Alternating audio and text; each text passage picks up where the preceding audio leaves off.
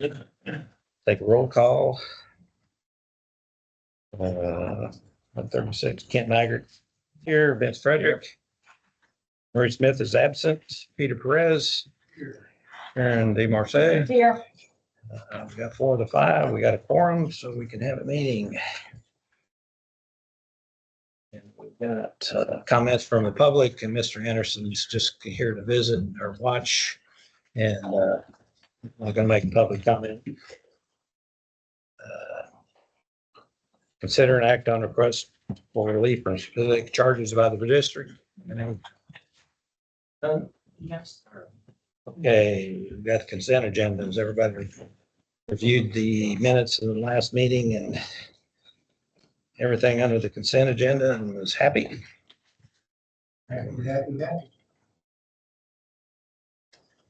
Okay, do I have a motion To to approve the consent agenda. Well, doesn't anybody have any questions about the budget? Is that separate? No. Oh, yeah, that's the regular That's- agenda. Okay. Yeah, no, you're not gonna have any questions. I know. I got questions tonight, buddy. I got questions. Okay, got a motion and a second. All those in favor? Yep. Aye. Okay, consent agenda is approved. We're gonna remove, since Mr. Anderson is concerned with item 13 on our agenda about the easement on Nursery Road over there that we talked a little bit about. This item 13 is consider an act on conveying an easement to Honeycomb Ridge Homeowners Association for park use. And Brian's gonna discuss that and then. Yeah, so Eric and I met with Mr. Anderson a few weeks ago. He is with the Honeycomb Ridge Homeowners Association. That's associated with the property the district annexed 10+ years ago. So I don't think anybody except Kent was on the board at the time. Excuse me, Yeah, I did put a copy of this agreement on page 71 in here, if anybody's That's all. interested. I saw that. That is the agreement that our board made. Yeah. And I think, Mike, you might have prepared it and Mike was still Yeah. here. Mike and I put together the bullet points and you all put together the legalese. Yeah. You don't have to do anything. Do you? No, I just put it for information because a lot of people, we've referred to it and a lot of folks hadn't seen it before probably. I thought it was active until I saw the date. 2010. Right. Yeah, so under, on page 72, item I, says the planning and development of the property must not allow the through connection of the east and west segments of Nursery Road. So the way that was ultimately accomplished there was a subsequent annexation agreement for this property. This was the initial resolution establishing the terms, and then we had an additional document a couple of years later that was an annexation agreement. And so what ultimately happened there was in order to accomplish the developer conveyed that property in between the two segments to the district for ownership. So the district owns that property in fee. The HOA has, oh, there we go. Yeah, I was trying to get the map. So, yeah, that shape you're looking at is that track that has the side, looks like A fish. sidewalk. Yeah, that's this track. That you can see. That's what you're We looking at. have two sewer on that. If they fenced it, we have two So, drains there. yeah, so we're gonna get to that. You're right on track. Yeah. So, this track, this piece of property conveyed to the district for ownership. The HOA subsequently went in and amenitized it, walking trails, some soft scape, landscaping, et cetera. So, and put in some irrigation. So what Mr. Anderson came to us about was that, the HOA, it came to their attention that they had no property rights where they had gone and put in the landscaping. And so they wanted that. They did want to be able to do some fencing to limit access there within the park. And what Eric and I talked about was, well, originally they asked for the property to be deeded to the district. So there's some issues with that, with the district being able to convey property that it owns without getting appraised and offered for sale, et cetera. But what we could and to your point, we do have district facilities in that property that, we have to be able to maintain. So what we talked about was, well, what we could do is provide, have the district provide an easement to the HOA for its softscape, hardscape, irrigation facilities in that piece of property, subject to, and if they wanted to fence it, subject to the district being able to go and access its facilities. And, if we have to go access our facilities and it ends up, tearing up some of their landscaping or fence or what have you, the district isn't going to be responsible for that. So we would typically, if the district had an easement and someone wanted to go put a fence or landscaping in our easement, we would require them to convey a consent to encroachment, which is basically the same thing. They can go put something in our easement, but if we need to access our facility, we can do that, and we're not responsible for, repair of what we had to tear up to get to our asset. So we would essentially have a consent to encroachment concept within the easement itself. What we told Mr. Anderson was we can't go, start preparing documentation for that. I believe Eric mentioned that he would need to have a survey, some survey work done to be able to move forward with this as well. That's going to cost some money. And so we wanted to bring it back to the board for discussion and get direction from you as to how to proceed. But if you want to proceed, I think the idea would be to convey an easement, not fee, and then reserve the right to be able to access our facilities and not be responsible for damage to their facilities. And Eric. Yeah, I remember that. We have a sewer and storm lines that almost dissect it right in the middle. So we'll, all we really care about is if we got to deal with that in the future, that we're able to get in and work with it. Other than that, anything else and I might want to look a little closer at any large plantings of trees right over the top or any major structures to be built right over the top of our lines. We wouldn't allow that, but we would identify that in the easement documentation. I don't think they have pretty much, any of that. But I think this is the easiest way. As far as the survey goes, if we can get away with utilizing the property description from the deed, we can use that, save a little money. I know that the HOA is concerned with, the cost to do this process, but I think that's probably the easiest way. It accomplishes everything to protect the district, and it still allows them to do what they want, probably in the cheapest way we can. Who's funding it? I think that the MUD should fund it. Our mud? Sure. Fund the documentation. Well, document just whatever legal fees and, How much would all that be? But if we don't have a survey, it's going to be under 10 for sure. Maybe it will be under 10,000 for sure, maybe under I think 5. it's in that 5 to 10 range. Yeah. Good grief.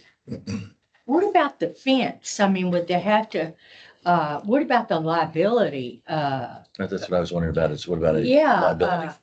the, Property owner. the fence, would it have some kind of a combination lock like a contractor has so that our guys could get in there? When they were building those lots, I was walking it regularly and there was a massive water leak at the other park. Not the one that goes through a nursery, but the one that goes through the ditch side. And I had to call our people and come out there and they had to remedy that situation. And it was at the other park. And we didn't have time to call any homeowners. I didn't know any homeowners. And because there's no fence, the guys were able to get to the meter. Yeah, no, we would need to have, complete access to the facility. So whatever gate gets put up, it's gonna need to likely be wide enough for us to get equipment in if we need to. So, we'll have to work those things out again in the easement document. Yeah, the more complicated you make the document, of course, the more, time and expensive it becomes. We've got the right to be able to get in there, and if we gotta take the fence down, we take it down. And then they gotta replace the fence if they don't coordinate with us on how we access it. Correct. So, in terms of other liability, we can certainly put an indemnity from the HOA to the district for any exposure that the district has as a result. I mean, the HOA doesn't have a whole lot of money, so what's that really worth to you? HOA.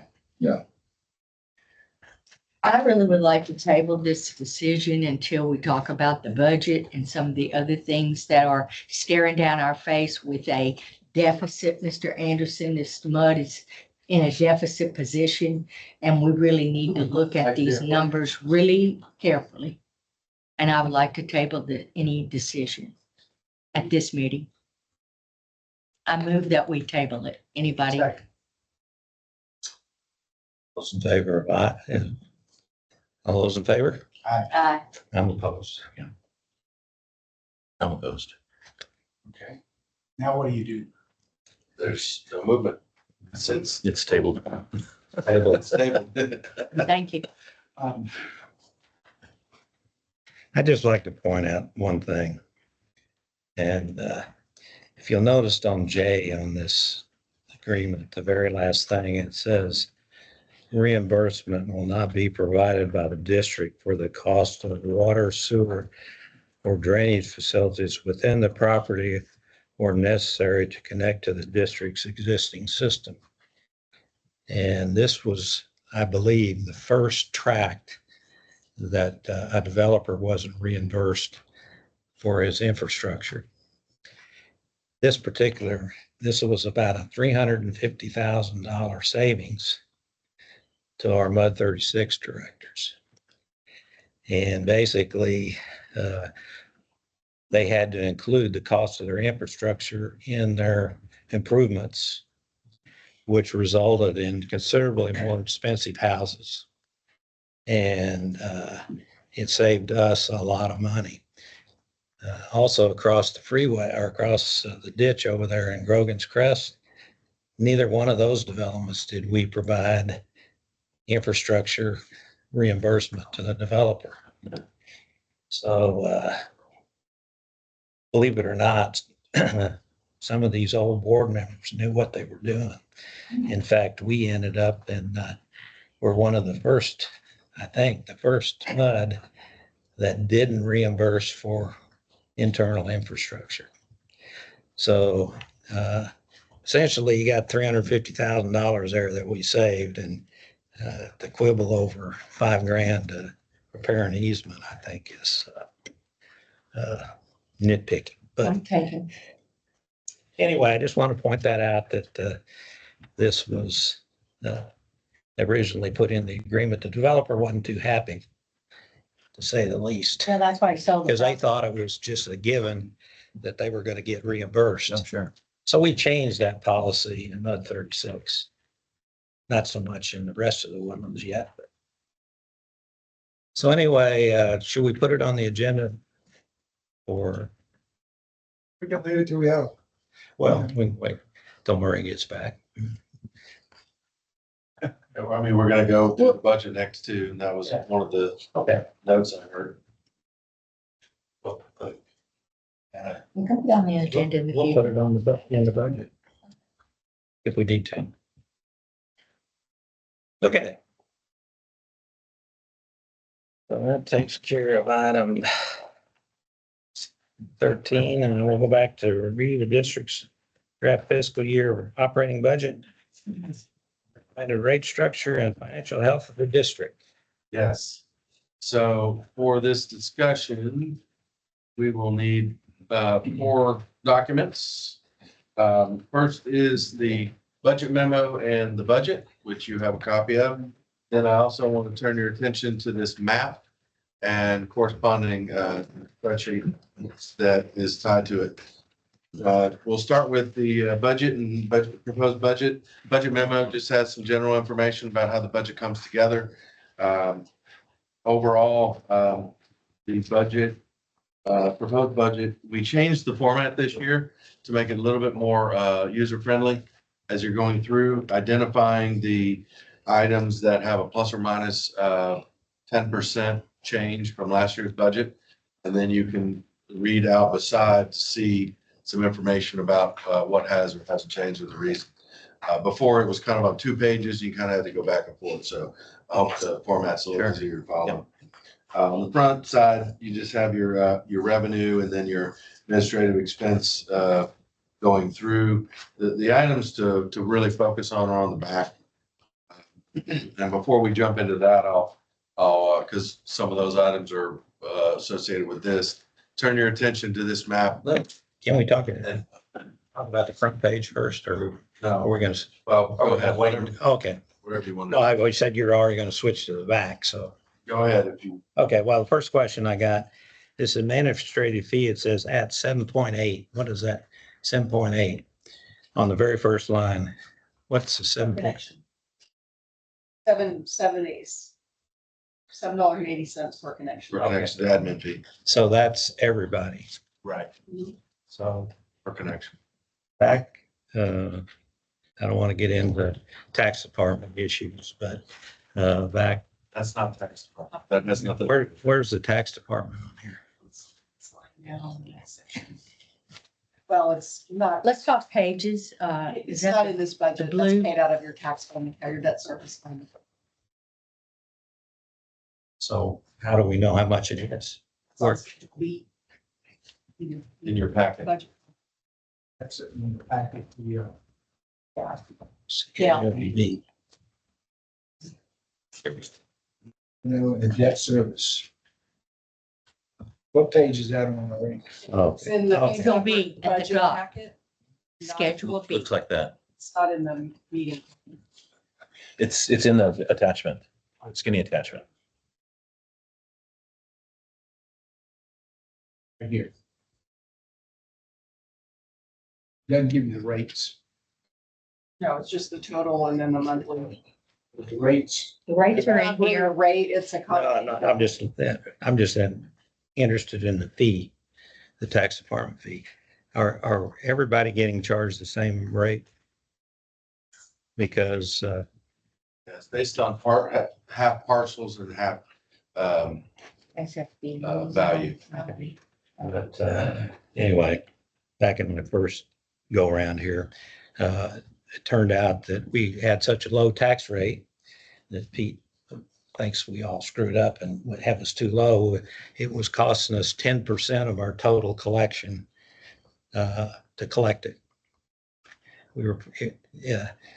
So we were, I don't know what our tax rate, but anyway, it was costing us 10% of our total collection tax revenue to collect it. Oh, to have the county collect it for us? Well, that's another Okay. that's another issue that we'll talk about down the line. But anyway, the net result is finally they ended up and said they gave us consideration that they cut our administrative costs to 50% of what they charged everybody else. And apparently that's gone by the wayside, somewhere between. Is that right or not? No, I'm just asking. Because that's what happened in 2000 and, Never heard of that. well, that's what happened. That took, I couldn't find that in the minutes. well, I'm glad you brought up taxing because I was I was confused about why are we paying a monthly taxing admin fee when we only collect taxes once a year. I was confused about what happens monthly. It's on the. We collect taxes all year. Just spreads it out over the. It spreads it out over the year, yeah. The main time is between October and February, January 31st. Okay, Okay, right. you still have delinquent taxes that still need to be collected. So we work on those all year long as well as bankruptcies and suits and things like that. And we did decide to outsource that, right? Delinquent tax. Only delinquent. Okay, so it's not being outsourced. It's in-house. All right, I want to apologize. I didn't look at this. I need to look at, I noticed ours looks like half of everybody else's. Yeah. And it may, Yeah. well, I shouldn't have brought it up because it looks like it's still in effect. Is that right? It's much lower. Half based on your parcels, half based on your value, 50/50. I know. I asked if, I think my legal person over there told us it's not legal to forgive less than $10 because it costs more. It was costing us more than $10 to collect a particular account. But apparently it's not legal to forgive. In other words, Well, yeah, we're kind of going off on. I know, but- Area, but there's laws about how long you have to wait. It's 10 years for personal, 20 years for real property before you can, write off, taxes. I mean, no, I'm not talking about blocking it. I'm just talking about forgiving it. To say we're not going to collect any taxes that are less than $10. Now, you have to levy an equal and uniform tax on all taxpayers in the district. That's required by law. You cannot have your delinquent attorney go pursue those. No, I understand. But- I make a motion that we allow the general manager to continue with his presentation. Good. Second, thank you. All right, where was I? Okay. So, reason I switched gears to this map is because it's integral in getting back to some of the expenses on the budget. So the last 8 or 9 months, we've been driving down all of the ditches and collecting the asset data for all the ditches across the woodlands. What that means is we're collecting data on the ditch itself, backslope interceptor structures and piping, storm sewer outfalls, vegetative overgrowth, siltation, any sinkholes, anything like that. And so each of these dots is an asset. It's a pipe, it's a drop structure, any of those things I just mentioned. When we went in to collect the data, we also then did an estimate on the condition of those assets. And we placed a scale of 0 to 3 on each of those assets. And we're going to change the color up because green doesn't mean it's good. Green's actually a 1. We'll probably move that to the 0. But 0 was just, we collected the asset. A 1 would be that it's a point of interest, but it's really in pretty good shape. It's going to be probably down the road until we have to deal with it. We'll certainly keep monitoring it. 2 is deterioration of the piece of the pipe or whatever definitely has started. It's not causing a major issue. We don't really think it's causing a major issue in the immediate term, maybe in the next 5 to 10 years, perhaps. But we'll definitely keep a closer eye on the 2s because they will absolutely turn into 3s at some point. And then 3s are items that are immediate. They're items that the pipe is deteriorated or gone, sinkholes. We have perhaps vegetative growth that is completely overgrown on a ditch, or you can't even drive up and down the banks anymore, or the the manus berms anymore. So those would be kind of 3 items. We then took the results of those, put it into a spreadsheet. And by the way, we're going to create a more thorough look at all these. Each one of these dots probably has 1 to 5 or 6 actual pictures of the assets. So we'll get you a report that's blown up 439 that shows, or 36 that shows pictures of each one of these. Have 3 problem areas. Right. Well, So we're looking good. if you look at this chart, this summarizes the 3s on the storm sewer outfall, backslope interceptors, and then it shows some of the overgrowth. So as you can see, we identified 3 storm sewer outfalls, or excuse me, 4, and then 2 backslope interceptors. What's a backslope interceptor? That was my next sentence. I was asking for share. Yep. Yeah, you knew I wanted to Start with storm sewer outfalls. BSI. So if you look down a pipe, down a ditch, you're going to see pipes coming in, right? There's 2 kinds. One is, and maybe kind of 3, but one is a storm sewer outfall. So that's a pipe that's going to be anywhere from 24-inch to up to 72 or even greater. That is going to go and tie into the neighborhood. That's when the water goes down the inlets, it's gonna make its way to a storm sewer outfall. Right. It's gonna be concrete in the streets in the neighborhood, concrete pipe. As it gets to the ditch, there's a manhole that it pivots at. Mm. And when that happens to go into the ditch, it historically by rule, by design criteria, it was a corrugated metal pipe in most cases back in the day. And so that is a storm sewer outfall. Right. A interceptor backslope interceptor pipe is, so on the top banks of a ditch, you have a trapezoidal ditch generally, and then there's a top piece where you can drive or walk or whatever. That's a backslope interceptor / maintenance berm. And in order to capture the rain that falls on the banks or water that's coming over from maybe a backyard will be captured into these backslope swales that run parallel with the ditch. And so every so often, as water is traveling down that swale, it has to be captured and redirected into the ditch. So there's typically, and you can see, if you look at page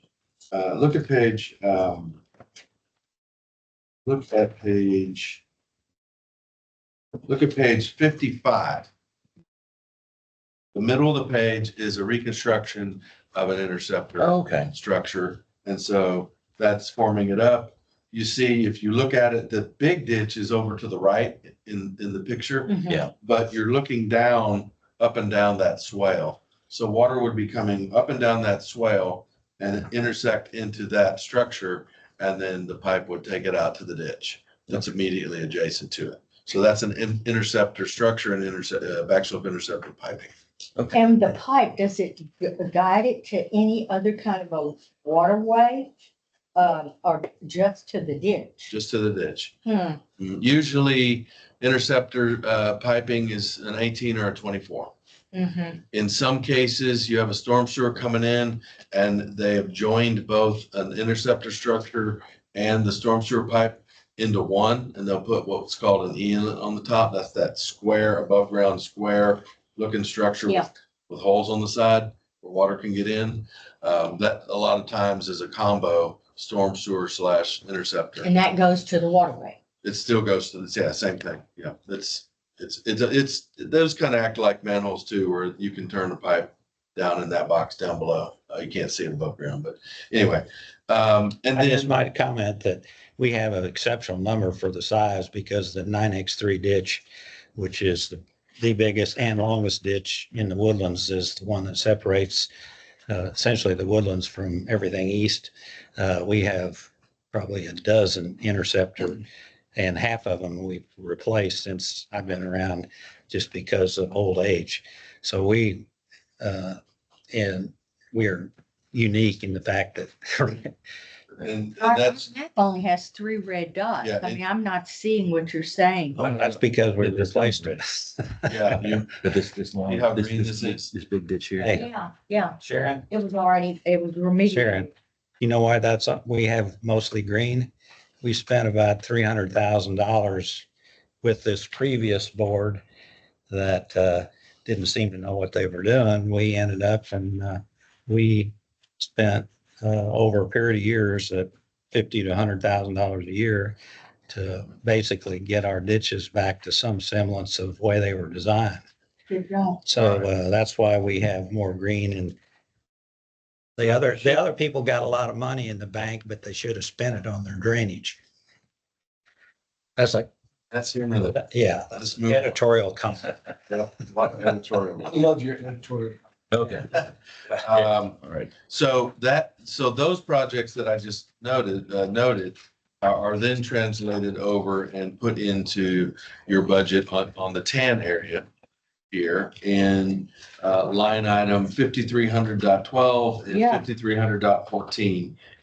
So that's where you're going to see the clearing, the pruning, and the backslope and storm sewer piping that it was listed here in this spreadsheet here. Okay. Okay, so that's what doesn't make a whole lot of sense to me, because we just talked about how y'all spent all this money before, and we're like at 200,000, and some of these other people,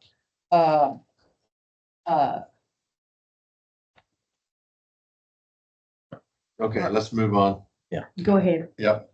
So, what we're going to do in order to accomplish that, we've also making recommendation, or we put in the trustee budget, the funds to build a crew that will be dedicated to ditches going forward. And, a lot of some, new equipment to allow them to do some of that work.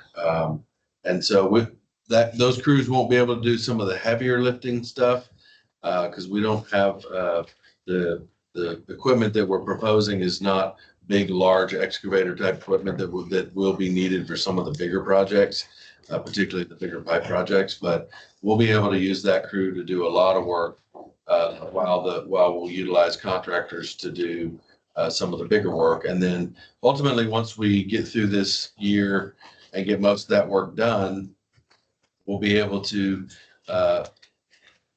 we're gonna, as part of this program, we'll build a ongoing maintenance program that ditch crew will continue to go through the ditches throughout the woodlands and basically pick up a lot of these things before they get to the point that they are now. So they don't become bigger again. You know, obviously, this doesn't include the twos and ones. Ones will become twos will become threes and someday, but you know, if we're doing all the rest of the stuff, they're all not gonna, twos won't all become threes at the same time. So obviously we'll be able to maybe budget those a little bit more spread out in the years to come. Eric, where's that budget for the equipment? I thought I had flagged it, but I don't see it here. What page is that on? It's not, it's your purchase, it's your capital, I thought capital I thought I purchases. saw a list of the equipment, the mini back, Talk about the equipment, I don't think it's in our budget. Yeah, it's right here. And you read it here. So we'll do a mini excavator, skid steer, yeah, right. wood chipper, truck and trailer. You're talking about 4 more people, right? Up to, that's what we put in the Well, budget. If we no, can get it's it done with 3, we No, will. that's fine. Yeah, but budget for 3. That wouldn't be specific to 36. That's across all the muds, shared across all the muds. Okay. And that, And then that crew would be billed out per hour like we normally do per the work they do. So Correct. they're not Okay, they're okay. not working here, they're off working in a ditch somewhere. okay. As you can see, you don't have as much as some of the other muds, so, and there are some much bigger projects in some of the other muds, so. All in all, I think, you have, you have some reasonable work, but I think we accomplished. One of the things that, and we're gonna adjust this format because the cash reserve at the end, fell off. We're gonna put it back on just so you can see it. But ultimately, even with this amount in, you would end up with about $750,000 in the bank and about 3.8 months of reserve. So it is chewing into the reserve a little bit. And we did not go back and retro add any of the sanitary sewer work that is still deferred. That's still not, that would deplete your reserves too much. So we did not put that in there. There's about just over $500,000 of sanitary sewer work that still would need to be done, but that would drop your reserves to uncomfortable So level. these are acceptable numbers. They seem acceptable to me. I mean, you've been floating, in that 2 to 4 months range the last couple of years. We got a big boost because of the refund from SGRA and that work. So that definitely helped. If that didn't help, we probably couldn't do this work.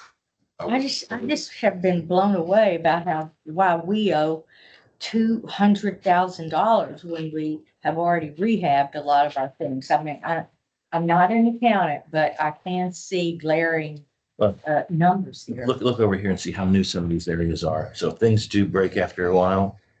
Look at The brand, even Carlton look Woods. at all the yellow and red on that, in this one area down there. Carlton Woods is basically brand new. But this is just our share. Well, yeah, well, that's to fix our stuff. Imagine how big their bills are. And when you did all the work before, which was great, you didn't fix everything that didn't. There was ones and Now twos those that became Probably. 2s and 3s. Exactly. Yeah. I would assume that's the case. Yeah. And now some of those old 2s that you didn't touch Are have now become 3s. 3s. So, but Basically. all in all, I mean, there's so much green on. Yeah, ours, area I'm, that I'm was- pretty happy with how ours looks. So nothing to approve tonight. This is just the draft budget. But I wanted to present that to you and, for consideration. Next one. I got a question or no, housekeeping on the first page here. The On the- budget for fiscal year 23, should be 24, 25, Yes. just housekeeping. See what I'm talking about. On the For the budget, very top, on the the budget column, the budget column, it says FY 23. 23. should, yeah, just no big deal. Yep. We can- Well, and there's some we other, can figure it out. there's some other typos here in the report too, as we put together this new format, but we're gonna fine tune this format, so it's got a little I bit. just, anyway, and I got one other question. Where on the revenue side does I noticed the 335 that we converted from the capital improvement fund to the revenue, or anyway, where's the money we got from the River Authority, the 170? Does it show up here on the revenue? Other revenues, the line 4,900. Projected actuals 528, 475. So it includes the transfer from the surplus funds as well. Yeah, it had both of those items in it. Oh, okay, so. Projected. Okay, so this is 330. Oh, okay, I see. So last year we got 335 and now we've added And the. now it's, yeah, so it's over, it's in there twice. No, Well, it's just carried over, Different. carried, the 335 is carried over to this year. Got it. Got it. I got it. yeah, that's what's really helping create that 3-month surplus, 3.8. 3.8. Yeah, if we didn't have that, it would be much different. I'd like to point one out, just for education. See this wastewater capacity loan, item 5508, Pete? At 28,000. There are MUDs that owe millions to the River Authority. Are they? They are, I see. guarantee it, Guaranteed. right? I don't know. The- I haven't seen. Some of the other MUDs owe millions. Varies. Yeah, but anyway, what happened, the reason we had some surplus money 15 years ago, and we had the ground accounting, it was a fifth ground accounting, and we elected to pay it out of cash, $700,000, as opposed to every other MUD said, oh yeah, we'll go ahead and join your bond issue. And so we've got a little bit probably from the third or fourth grand accounting that's still dribbling out. So anyway, Do we have any debt service? We do, don't we? We do, because we had to issue bonds for the smart meters. Yeah, the smart meter. So we do have a debt service on it. but that's a So the different next issue. item, yeah, that's the next item. That's another issue. But anyway, I just want to point out that a lot of people don't know where that number comes from. But Right, and we're Good on management. page now that we flipped through 5 times. okay, anything else, Eric? No. Okay, that's item 8. Number 9, receive the financial advisor's recommendation concerning the district's proposed 2025 tax rate, determine the intended tax rate and authorize. Good evening. You should, on page 18, the memo starts with the cover letter. Mhm. And I'll just remind you, just as in every year, the tax rate setting process is a 2-step process. So all you're doing today is authorizing your publication of your total tax rate. Next month, you'll hold your public hearing and then you'll adopt and levy the tax rate, breaking it between maintenance and operations and debt service. Keep in mind, you always want to publish the highest rate you'll consider because you can always come down from it next month. You just can't go up without republishing. So if you look at the letter under assumption number 1, your 2025 net taxable value, that's as of January 1, came in just over 776 million. That's a 5.7% increase over last year's 734 million. What page are you reading from? Is it? Just on the memo. You still on 18? Yes, ma'am. Okay, oh yeah, 776, I see it. And then in the paragraph, I've listed last year's certified at 734,296,401. So if you flip past the first page, last year, and this is your outstanding debt service. Last year you needed 0.0115, so just over a penny to pay your outstanding debt service. And if you look at that middle column, you need 0.011, so a slight decrease in what you need to pay your outstanding obligation. Your outstanding obligation goes out to 2042. If you flip to the next page, this is probably the most valuable information with the top box with respect to your maintenance and operating tax rate. Last year, you levied 3.14 cents, which generated just under $226,000. This year's proposed rate at the same rate generates almost 239,000. Your parity rate, if you want to generate the same number of dollars you did last year, it would be 2.97 cents. And then currently, based on your current budget, you need about 7.5 cents to balance your budget. Value of the penny in your district is $76,000. With respect to your tax bills in the middle box, last year's average homestead came in just over 377,000, meaning your average tax bill $162. This year, your average homestead went up to 395,000. It was about a 4.7% increase. And based on the proposed rate of 4.24 cents, that would be a $6 increase to the average tax bill. And that's 3.48 cents, or 3.48%, which is an important number. If you go to the bottom box, if you recall, Senate Bill 2 requires that you designate as a type of district, either developing, developed, or low tax rate district.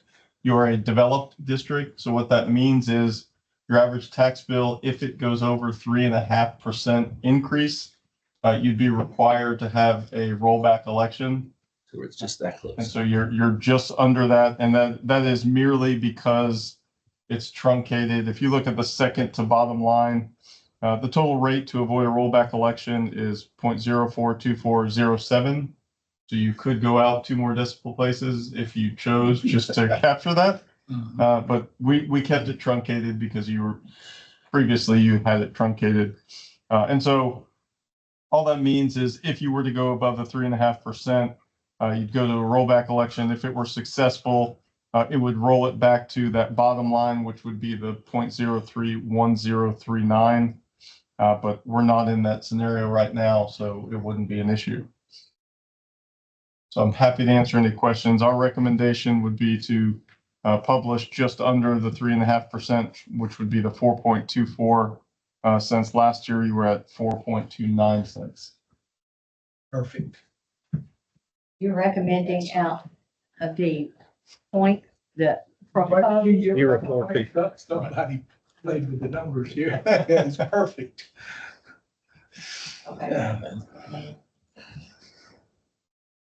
We need a motion Need to, a motion to authorize publication of the district's intent to levy the tax not to exceed the 4.24 in the Courier. I'll make that motion. all in favor? Aye. Aye. Thank you. Good job. Yeah.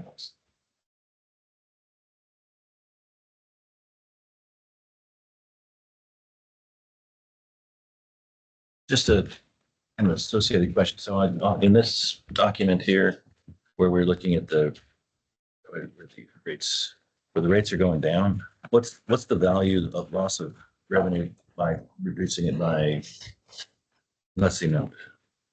So we're taking a couple of the rates down for the groundwater and the surface water, right? On this page.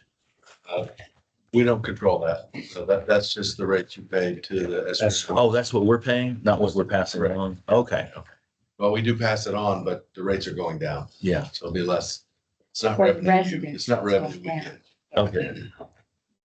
That's, Okay. that's the one we approved. in the Budget last time. Yes. Right, okay. Okay. And item 10, receive the regular monthly SGRA Woodlands Division report. Reports on your, in your packet on page 21. I do not have anything editorial to add. Editorials. But I'll be happy to answer any questions if you have any. No permit violations, right? No violations, no, nothing out of the ordinary, no major maintenance, nothing in the woodlands. PFAS, are they still doing the testing on PFAS? That was mostly on the mud side. Well, that's something that's that. That's in our report. Okay, any questions of Chris? Nope. Okay, No, I'm just happy to see that our water consumption is still looking good for July. Well, we had all that rain. Page 54, later, 54. okay, discuss or act on water line renewal plan and analysis compiled by HDR Engineering. Yeah, so I put that on all the agendas, just to give, districts a chance to chat about it if they need to. To give you an update, the trustees voted unanimously to move forward with the redesign of the town center, project as well as, easement acquisition. So, that did pass. And then, that leaves 6 projects that were recommended by the experts. And there's a couple of directors that still have some questions about kind of, which ones are tiered when and what would be the, the amounts to each projects. And so I'm working with those directors to sort through those issues. And ideally, we get some clarity on that to give SJ some direction. So we're coming. I'd just like to comment that there are 3 or 4 directors, Brad Howe and David Smith and some of his people have spent, I would guess, dozens and hours and put a lot of work into this, which I'd like to acknowledge that the work they've done. Believe it or not, I think 2 or 3 of them read the full 500-page report and from HDR. So we need to give them a attaboy for the work they've put in, and I think a lot of it's real positive of in finding errors and anyway, I just wanted to comment that we do have some directors that are spending a lot of extra time going through these presentations. Okay, discuss and act on item 12, set and act on the Bear Branch Dam modification project, spillway reconstruction, dam safety.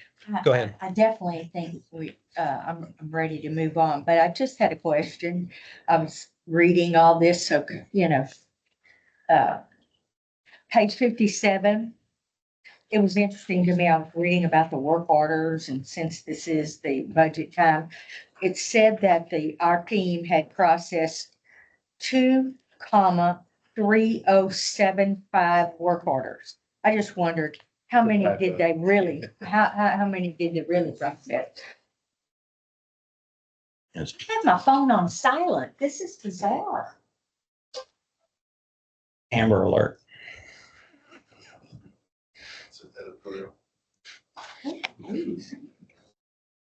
So you think it's probably not What do you think, it's 23,000? 2,300 or is it It's probably just a- 23,000? It's nearer 2,000. 2,000, okay. Okay.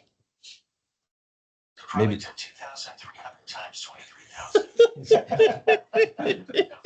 Is this my phone? I don't know. It's not mine. I'm telling you, my phone is totally taken over by AI. Maybe it should be a Turning it 0.5 off. at the end, so maybe it's 2,307 and a half. Okay. All right. Agenda item 14, Noted. relegate Sharon to the lobby. No, just my phone. Okay.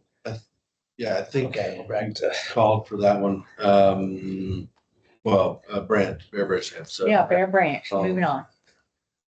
so y'all have not been a part of this world, but, there is the Bear Branch, Panther Branch drainage area. There's 2 ditch systems that are part of that. There's also a reservoir there on Kirkendall. You see the dam when you drive on Kirkendall between Woodlands Parkway, well, between Lake Woodlands and Research Forest. You'll see the dam there when you drive. And then there's a reservoir behind it. So that whole system is operated and maintained by five districts. You're not one of those. And so the Yet. Estre, manages that system and empowered an engineering firm to evaluate the dam. The dam has to be evaluated every 5 years. And so as part of that, it was assessed and it was found to need some pretty significant work. And so coming out of that, the engineering firm made a presentation to those 5 MUDs on the 21st of July. And in that meeting, the stakeholder MUDs learned all about what we were up against. And so I think they found that the project was requiring a little extra work that needed to be done in order to prevent it from failing, in the future. And so at the end of that meeting, there was a few questions by some stakeholder MUD directors and some non-stakeholder directors that were just in attendance as public as to, why are the other MUDs not involved in this? The reservoir and dam was built in 1983, while 636, some of the other southern MUDs were in place at that time. So there certainly was some benefit that was created upstream for the downstream MUDs. And obviously, if it failed, it would affect the downstream MUDs, MUD 636, 77. So the question came up. So it was asked to be put on all the agendas to look at that, learn a little bit about the dam itself and that drainage system, and then consider if any additional the non-stakeholder MUDs wanted to help participate in that project. So Brett Rayleigh with SGRA is here to kind of fill in the gaps for whatever I missed. You didn't miss much. And I've had 10 tries at it. So, and then we have a little sheet to send up there.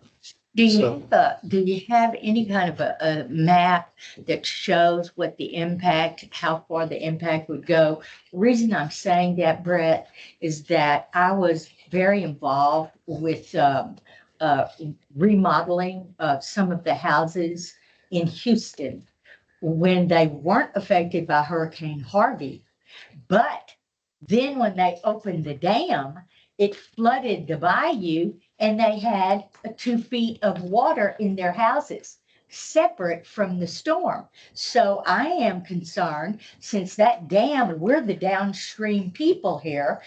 Do we have an estimate or any kind of a schematic showing the affected area that would be flooded? There is. There's something called inundation mapping. That's part of our emergency action plan, and then the breach analysis of a breach in the dam, which is part of the emergency action plan. And it does show the full extent until there's total attenuation of the floodwaters. But that is in effect why there's this talk about maybe more MUDs should contribute to the project, because it really does affect more than just the 5 MUDs that typically pay for the O&M of the Bear Branch Reservoir system. So the document that you're talking about, we show a snippet of it in here. We can show that slide if you want, but Sure. the full document, which has many more sheets than just the 4 you see right there, that yellow line indicates the extent of the floodwaters. Now, that doesn't give you depth, but the entire breach analysis gives you, the number of feet over major bridge crossings, example 5 feet over Kirkendall on a breach and things like that. And so the realistic impacts would be that it would impact the ability of first responders to respond throughout the week, in the event of a breach. The bottom right bullet point might be most important, or quite important, is that it would overtop Lake Woodlands Dam, causing a failure of that dam. So there are far-reaching impacts beyond just the service area of the Five Muds responsibility. So, if upon this, during this journey, we originally had a scope of a project. Maureen, if you wouldn't mind, going. Yeah, so just to kind of give you perspective and scope of the project, what we're talking about and what the plans that you see, the notes that Ed gave you and on the Google Drive is not the entire dam. The dam goes way out beyond the edges of the picture. It includes all the embankment as well. It's much longer Yeah, it's just than the spillway. spillway. Yeah, the spillway is the concrete. And then in the spillway, there's two sections of it. The part in the middle there that's kind of much whiter, white or is the service spillway, and then the dark, with all the graffiti on it extending on both sides. It's called the auxiliary spillway. Service spillway is what engages first as the lake starts to rise, and then if it gets above a certain level, It goes over. starts to engage over the emergency. Uh-huh. The whole thing is designed to pass the probable maximum flood, which is like in this area is like 35 inches of rain in 24 hours. It's a big event. I think tax day is like 15 inches or something like that. But anyway, the original project that we had upon an engineer's recommendation was to replace the mill part, the service spillway. So we embarked on that. We engaged an engineering firm. We were going to have them design that repair for us. Came back with a preliminary engineering report, and their findings said, they gave us some options for replacing that, but they also gave us their professional opinion that we've got issues with the entire spillway. And we really need to it's their strong recommendation that we replace the entire spillway. So the scope of the project got much larger. And so upon, this whole thing, upon it doubling in size, so to speak, the estimate for the first phase, just the service spillway, is like $6.8 million. The estimate for the rest of it is like $7.1 million. Now, it's a $14 million project. In total. No, I'm talking about 7, it's 6 plus on Yes. top of the 6. Yes, so it's a $14 million Okay. project, but we do have some funds already in hand, and we've applied for some more funds. So we got when we first embarked on the service spillway project, we applied for federal funding for $3.6 million. And we were awarded that. Of course, the Army Corps of Engineers gets an administration fee of 10% from that money. But the 5 muds that make up the service area that pays for the upkeep of this covered the difference between the 5.2 and the 3.6 minus the administrative fee. So they made up the difference. Since then, we've got, time's gone on, construction prices have gone up. We got a fresh estimate for the spillway, and it's the number I quoted a few minutes ago. So the price has gone up, but now we've also added this. So we've applied for another $5 million of federal funding. And as Eric can attest, it's in an appropriations bill in the federal government. So if the federal budget passes, then we will receive that $5 million minus their 10% administrative fees. It'll be passed through the Army Corps of Engineers, just like this other money that I referred to. So we would have the combined money from the two federal sources, plus the money that the 5 muds originally invested into the project.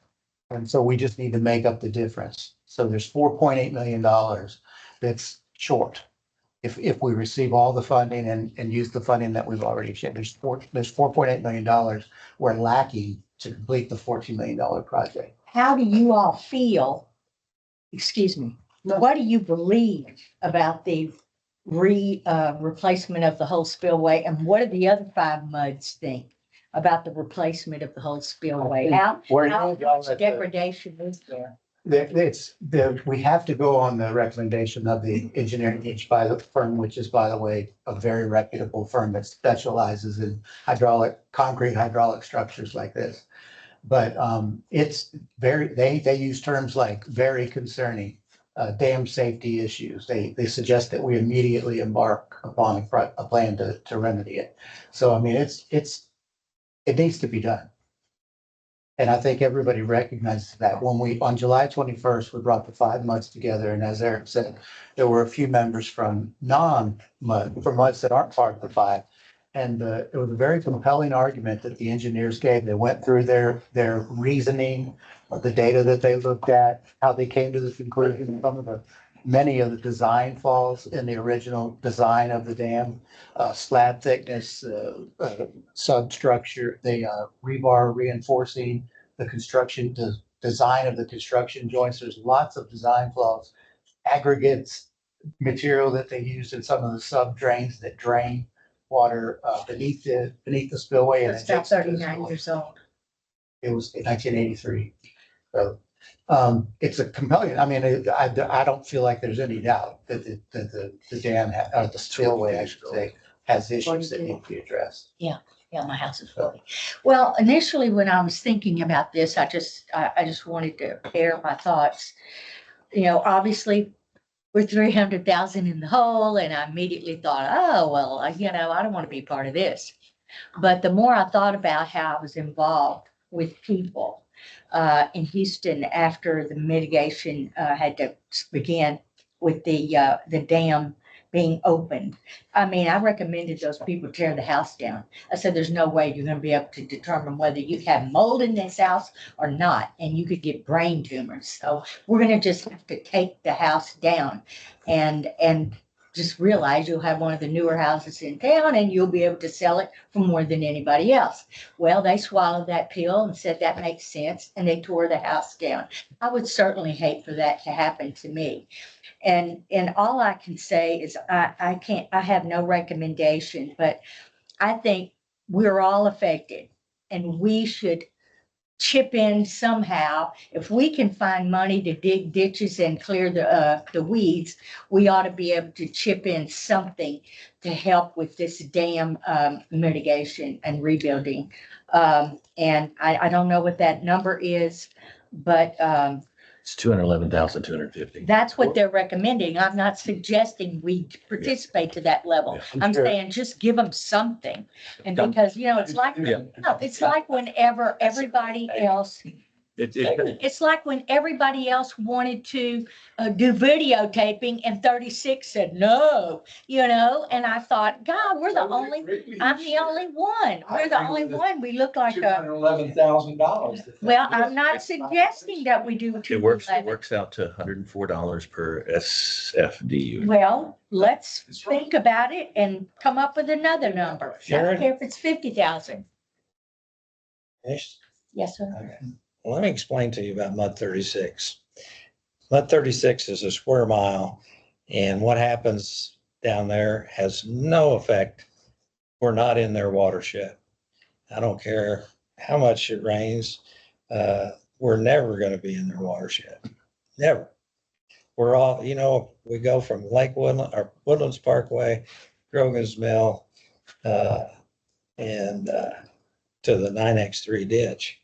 We're a square mile. We don't have anything to do with that water out Well, there. what about if the banks overflow in Lake Woodlands? I can ride my bike over there. I'm It's right around the corner. So are absolutely you. going to have no I'm effect. just saying. If you can look at a topo map, topography map, it's kind of interesting. In fact, I learned this when they built the Tournament Golf Course, is when they built the drainage there, it turns out that this area, if you go down Fern Ridge and Nursery Road, it's one of the highest points in the Woodlands. All the water drain. In fact, I told somebody if we have the apocalypse flood, you're gonna need to park your car on Fern Ridge between there, because that is the highest point in our whole area. So what happens out there doesn't have any effect. Now, if you want to contribute to charity, that's another question. Now, just as an education, we got a long time ago, I concerned about these grand accountings and how they were credited. The old MUDs were credited with our contribution to wastewater treatment plant 1. And they kept using actual value numbers. We put money in 1975 and our contribution was never inflated to a present value basis. So we had MUD 36-2, we built the initial wastewater treatment plant 1. And then as the other MUDs expanded, they had to expand it. Well, we had to contribute. But we didn't credit, we got, our old credits were $1975. So all these other MUDs that went to wastewater treatment plant one, they got a bonus because they were contributing or their dollars at whatever time they made the contribution. And we were still, you know, when they calculate, in fact, it got to the point where Ron Kelling came down here with a consultant to try to explain to me about present value economics. Well, you were probably weren't here. But anyway, it's a sore point with me. And now they come in here and they want us to contribute to their drainage problems. We spent $300,000 10 or 15 years ago. We didn't go up and call them up and say, hey, we're cleaning it. You mind giving us a donation? We're cleaning up our ditches. So I You don't feel, have any empathy for them. look, they got plenty. They can go, the river authorities can go sell bonds just like they. That's what I was curious about. Why isn't Why this? can't you one of guys? There, that's not off the table. There's a multitude of ways you could fund this. They're just looking, this was brought up at the July 21st meeting and Eric agreed to put it on the agenda for consideration. Anything in action right now? Also, But they can sell bonds just like they do in the wastewater treatment plant expansions and they can, you know, dole it out over 20 or 30 years. All right. There's no action. Need to get some more. Okay, No action. No action. no action. Okay. Receive the attorney's report. Nothing really to report. The ledge is back in special session. The House passed the new congressional district map. Yeah, it's over in the Senate and see what else happens, but nothing else on the attorney's report. Okay. Item 15, consider an adoption of resolution concerning developed district status. This was covered under the budget discussion and the tax recommendation. You are still a developed district. You're subject to the 3.5% rollback rate. We got to do this every year since in theory, the designation could change from year to year. We do need a motion to adopt the resolution declaring the district developed for the 2025 tax year. How long have we been doing this? Since that law was passed, 19, I think, as I recall. How long? 2019. 6 years or three I'll make that times. motion. Well, I got a question first. Are all of our districts developed? No. Which ones are developed and which ones aren't? That goes There's 67. Metro. Yeah. are 39. Yeah. 39, Okay, so the rest of them, Metro and 67. Which And is Hughes Landing. developing. Usually. Yeah, 67 Hughes Landing is fully developed. And then, Metro. then Metro and then Mud 39 that has the new product. That's the problem. No, but everything else is developed. Where did these SFDU numbers come from? From the engineer from LJA. Is that from our last grand accounting? These Yeah, the last time, well, it was updated by LJ in 2023, but nothing has changed okay. to change your numbers. No, I know, but I'm just curious on where that number, since that's a point of content, or not a contention, but issue. So everybody else is 95% developed other than Hughes Landing, Metro, and 39. All right. We had a motion. I have a second All those in favor? And the motion was what?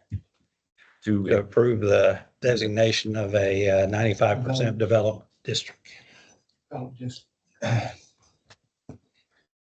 Steve, the general manager. Yeah, one caveat, I don't know if that's kind of getting, placing a pin there for other discussions, but keep in mind that, that could change based on redevelopment, could change, based on, land plan changes. So just. You know where I'm going. I don't, just wanted to throw out that caveat. I appreciate that. Yep. Okay, receive the general manager report. All right, well, I think we've done most of the heavy lifting, but just a couple minor things to remind you of or go over. Lone Star Groundwater Conservation District has 2 meetings coming up, GMA 14 on September 17th, and then the MUD information meeting on September 18th. And that, both of those are at Lone Star. The SFDUE audit analysis we're going through should be done hopefully in the next month or two, and then we'll be able to look at that.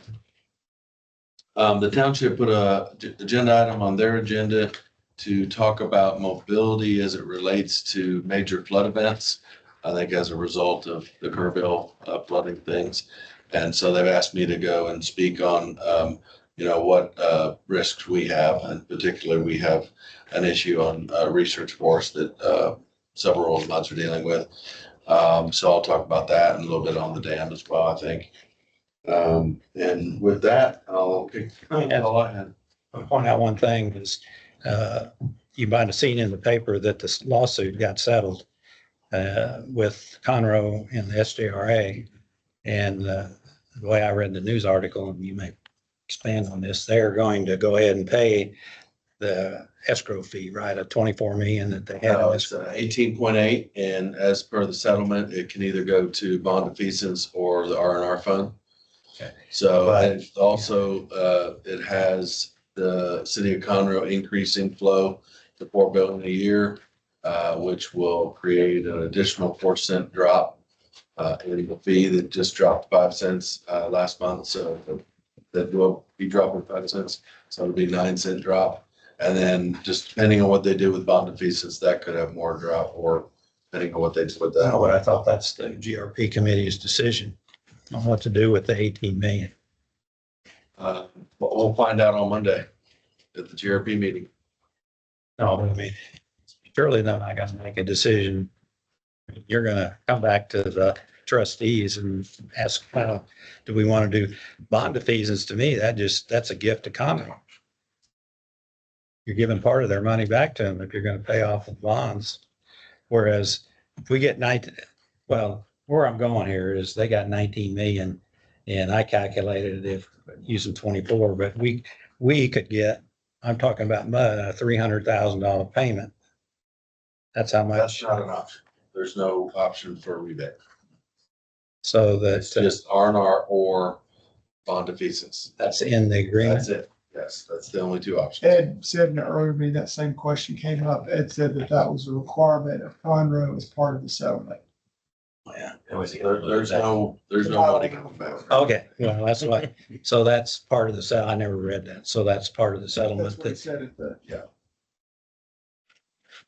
Well, I thought we were gonna get another bonus, but It'd be nice. It will come in the form of fees likely, or rate. Yeah. okay. 17, Woodlands Water Trustee Report. A second for the communications report. Oh, excuse me. I'll make it quick. Page 64, just a couple updates as your communication report. A couple updates on infrastructure renewal communications.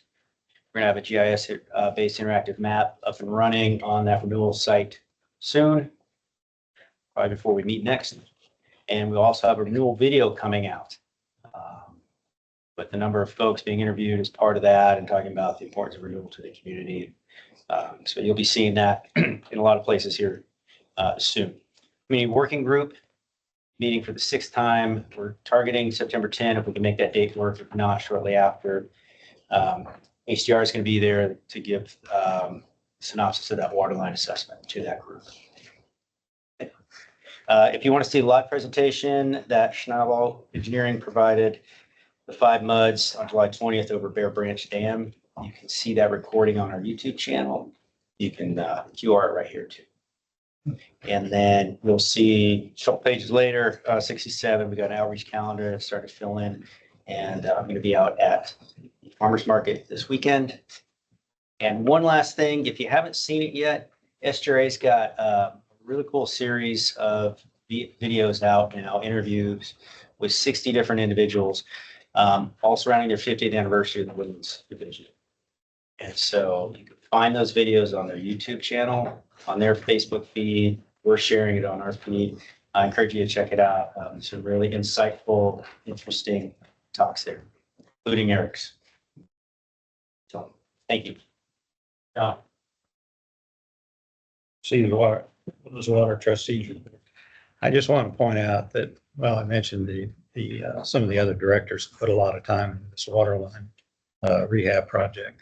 But I ended up, if you watch the video, and I question the way they prioritized these 7 sections, and specifically, it was only done on break probability. And I am going to press, and I've asked, and hopefully we will prioritize also on operational feasibility, I mean, not operational problems to fix leaks. And the reason is, Sabrina brought it up here, is Mud 36 has a AC want line that makes the mill bend loop. And it's being an AC line, those are taboo now. But the point is that it's not very deep and there's not much traffic on Mill Bend. And if one broke every 5 years, it would not, I'm not sure how many people it would disrupt, not very many. Yeah. Not very, well, there's valves every few hundred feet. So, but the net result is that I'm going to ask, and brought it up, that we look at a priority also. Obviously, if you have a line break on Woodlands Parkway in the middle of rush hour, that's an issue. But if it breaks on Mill Bend, You go the other way. well, yeah, you can go either way, right? Doesn't affect traffic, and it might affect, people might not have any water for you. But I'm going to, ask that we look at priority based on operational issues. You're trying to say also how many people are affected by the, okay, Like Town Center, obviously, you got a lot of of course. residents That's why it's over there. You got a lot of apartments and businesses and everything, whereas the residents on Mill Bend. So I'm going to ask that we have a review of the priority based also on operational feasibility. I mean, not Add that in feasibility. as another factor. Add it in as another factor, just That makes sense. blindly put in and on probabilities. But anyway, that's my only comment on the West trustees report is. Okay. But like I said, you need to, any of these people, they've spent a lot of time on this and okay, resist a closed session, no closed session, reconvene to open session. 19, do we have any items for placement on future agenda? Request? Okay, let me adjourn. All right. Sorry.